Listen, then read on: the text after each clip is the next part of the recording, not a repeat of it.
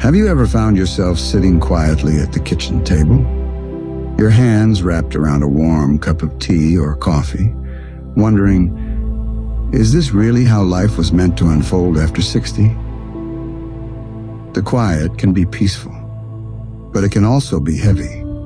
Thoughts of health, money, relationships, or even intimacy, they swirl around the silence. You've made it through so much in life, raising families, working hard, surviving losses, building something meaningful. And now, as the world moves faster, louder, and often more distant, it's easy to feel like it's all drifting a little. If that sounds familiar, you're not alone, not even close. Today, I want to talk to you like a friend, a real one. Someone who sees the you behind the years, the soul that still dreams, still hopes, still longs for connection, touch, truth, and love. Even now, especially now. You see, no matter what age we reach, the human need to feel close, seen, and cherished never fades. Our bodies may change, and they do, but our hearts, they remain as tender, as brave, and as full of longing as ever. Let's be honest. Aging brings changes that no one really prepares us for. For women, menopause can feel like a thief in the night, quietly stealing sleep, softness, and sometimes even the sense of identity. The body that once felt familiar can suddenly feel like foreign ground. Mood swings, hot flashes, and a libido that vanishes without a goodbye. And with it, sometimes, the closeness with a partner, too. For men, aging can bring its own quiet grief, erectile dysfunction, decreased energy, and feelings of shame that are hard to talk about. Society doesn't exactly offer safe spaces for men to say, I'm struggling. And then there's self-image. You glance in the mirror, and sometimes you wonder where that younger version of you has gone. The world tells us beauty has an age limit. But they're wrong, because real beauty, the kind that comes from a life fully lived, is timeless. It's in your laugh lines, in your silver hair, in the softness of your eyes when you look at someone you love. Let me tell you about Eleanor and James. They're in their early 70s now. They've been married for nearly 50 years. For a long time, they moved like roommates. James had quietly grown distant after retirement, unsure of what purpose looked like without his job. Eleanor, dealing with post-menopause and some old emotional wounds, started to believe their intimacy was just over. One night, she sat beside him on the porch, looked him in the eye, and said softly, I miss you. Not I miss us. Not I miss how things used to be. Just, I miss you. It cracked something open. They began again, slowly, and they talked more, touched more, took walks together. They saw a counselor. They learned how to hold each other through the awkwardness of change. It wasn't like starting over, it was like returning. That kind of connection is possible even now, even if it's been years. But it starts with truth, with gentle, compassionate honesty, with yourself first. If you're feeling alone, confused, or ashamed about your body or your relationship, know this. You are not broken. Nothing about you is shameful. Your changing body is not a betrayal. It's a biography. It's proof you've lived. And if you're in a relationship that feels distant, whether emotionally or physically, it's okay to speak up. Rebuilding closeness starts with tenderness, not pressure.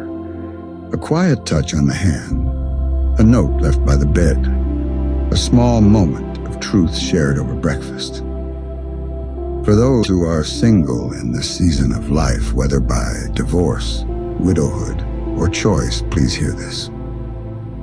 You are still worthy of connection, of being seen, of touch, of love that meets you where you are, not where you used to be. And intimacy? It's not just about sex. It's about closeness, about emotional safety, about feeling seen and accepted, as you are body, soul, and story. If you're struggling, reach out. Whether it's a support group, a trusted friend, or a therapist who understands aging with grace asking for help is not weakness, it's wisdom. Let's also talk about self-love. It's easy to forget how important that is. To speak kindly to yourself. To wear something that makes you feel beautiful, not because someone else notices, but because you do. Try standing in front of the mirror just once a day and saying, "I am still here. I still matter. I am worthy of love and joy and softness." Your body might be changing, but your heart still knows how to dance.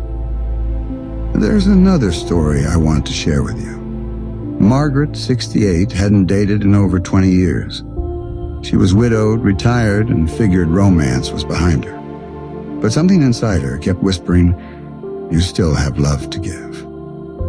So she took a chance, joined a book club, not to meet someone, just to be among people again. She met Tom there, a quiet, thoughtful man with warm eyes and a shy smile.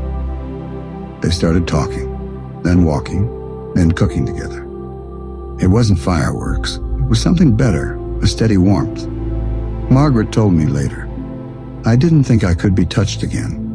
But one day, he held my hand, and I felt more alive than I had in years."